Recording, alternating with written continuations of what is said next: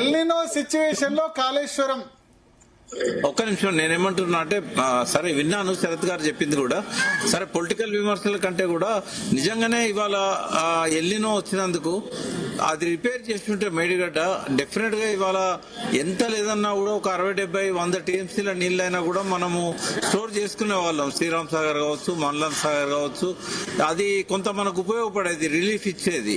అంటే దూరదృష్టి లేకపోవడం కూడా ఇది కారణమని నేను అనుకుంటున్నా. ఇప్పటికైనా దాన్ని వార్ ఫుటింగ్ లో రిపేర్లు చేసి ఇట్లాంటి పరిస్థితి వచ్చినప్పుడే మన కాళేశ్వరం అనేది అవసరమైంది. ఎందుకంటే వర్షాలు బాగుపడ్డప్పుడు కాళేశ్వరం అవసరం లేదు, వర్షాలు లేనప్పుడే అక్కడ నుంచి లిఫ్ట్ చేసుకోవడానికి ఇవన్నీ నింపుకోవడానికి స్టాప్ గ్యాప్ అరేంజ్మెంట్ గా కాళేశ్వరం అనేది చేశారు.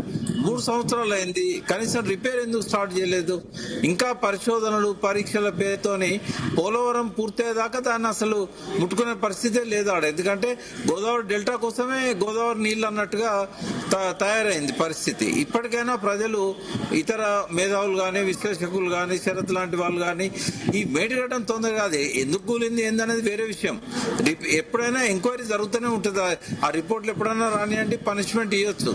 కానీ ముందైతే నాకు రిపేర్ చేయాలి కదా. చేయకుండా ఇట్లాంటి ఎల్లినో వచ్చినప్పుడు మీరు పంటలు వేసుకోవద్దు. ఇప్పుడున్న పరిస్థితుల్లో అంతకుమించి ఏం చేయలేం, కానీ ఆ పరిస్థితి రాకుండా నివారించే అవకాశం రేవంత్ రెడ్డి గారికి ఉండే, దాన్ని ఆయన ఉపయోగించుకోలేదు. ఇప్పటికైనా మళ్ళీ 2వ సంవత్సరం కూడా కరువు వచ్చినప్పుడు తట్టుకునే విధంగా ఈ స్టోరేజెస్ అన్ని నింపుకున్నట్టయితే దాదాపు గోదావరిలోనే మనం ఇవాళ 100 టీఎంసీలు నింపుకునే పరిస్థితి ఉన్నది. ఎక్కడి నుంచి తుపాకులగూడెం దగ్గర నుంచి ఇవాళ ఖానాపూర్ వరకు, ధర్మపురి వరకు కూడా నీళ్లను నింపుకునే అవకాశం ఉంది గోదావరిలో. మరి అటువంటిప్పుడు ఆ అవకాశాన్ని చేతులారా జారవిడ్చుకున్నాడు రేవంత్ రెడ్డి. ఇంకా ఇప్పుడు అంతకంటే ఆయనకు చెప్పడానికి ఏం లేదు. ఇక నేనైతే ఖచ్చితంగా చెప్పగలుగుతా, కేసీఆర్ గారే 3వ సారి ముఖ్యమంత్రి అయి ఉంటే అది ఎప్పుడో రిపేర్ అయ్యేది. ఖచ్చితంగా ఇవాళ ఎల్నినోను ఎదుర్కోవడానికి ఒక 50% తెలంగాణ అయినా కూడా సస్యశ్యామలంగా ఉండేది, నీటి కొరత అనేది లేకుండా ఉండే పరిస్థితి ఉండే. కానీ ఇవాళ ఆ దూరదృష్టి అనేది ప్రభుత్వానికి లోపించింది. మిగిలిన వాళ్ళు చెప్పిన విషయాల్లో చాలా ఇవాళ మనం పాటించాల్సిన అవసరం ఉంది. కిరణ్ గారు చెప్పినా, ప్రకాష్ రెడ్డి గారు చెప్పినా, తర్వాత అక్కడ మా రవిశంకర్ చెప్పినా కూడా అవన్నీ కూడా ఏంటంటే ప్రభుత్వము ప్రజల కోసం ఆలోచించాలి తప్ప కేసీఆర్ గురించో ఇంకోరి గురించో తప్పు పట్టడానికి కాదు కదా. సో కాబట్టి క్షమాపణలు ఇవన్నీ తర్వాత సంగతి. ముందు ఇటువంటి పరిస్థితి మళ్ళా రానియకుండా దూరదృష్టితోని, ఒక విజన్ తోని పరిపాలకులు వ్యవహరించాలనేది నేను చెప్పదలుచుకున్నా భరత్ గారు. సో ఈ రిపేర్ ఒకవేళ కాళేశ్వరం స్టార్ట్ చేస్తామన్నారు కాబట్టి చేస్తే ఎన్ని రోజుల్లో కంప్లీట్ అయ్యే అవకాశం ఉంది మేడిగడ్డ? అది స్టార్ట్ చేస్తే మనకు ఒక 4-5 months లో కంప్లీట్ అవుతుంది. కానీ వాళ్ళ ఉద్దేశం ఏంటంటే పోలవరం కంప్లీట్ అయ్యేదాకా, అంటే కనీసం స్టోరేజ్ డెల్టా కోసం కావాల్సిన స్టోరేజ్ వచ్చేదాకా ఇది ఇట్లాగా పెడతారు. ఏదో ఒక పేరుతో దాన్ని టెండర్స్ ఆలస్యం చేయడం కావచ్చు, ఇంకోటి కావచ్చు.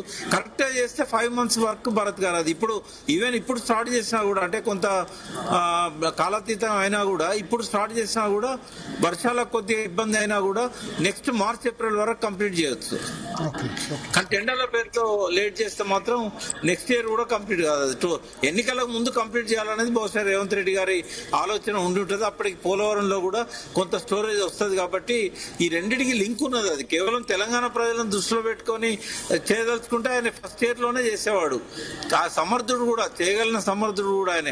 పేరే మేస్త్రి కదా, మేస్త్రి కడతాడు కదా, కానీ ఆయన ఆ మేస్త్రి లాగా ఆలోచిస్తలేడు. ఆయన హైడ్రాల మేస్త్రీలు కడతారు, కూలగొట్టారు. కానీ రేవంత్ రెడ్డి కూలగొట్టి నేను మేస్త్రిని అంటున్నాడు. ఇలా కూలగొట్టడానికి మేస్త్రీలు అక్కర్లేదు, బుల్డోజర్ చాలు. Okay okay okay. సో చూద్దాం. రవిశంకర్ గారు.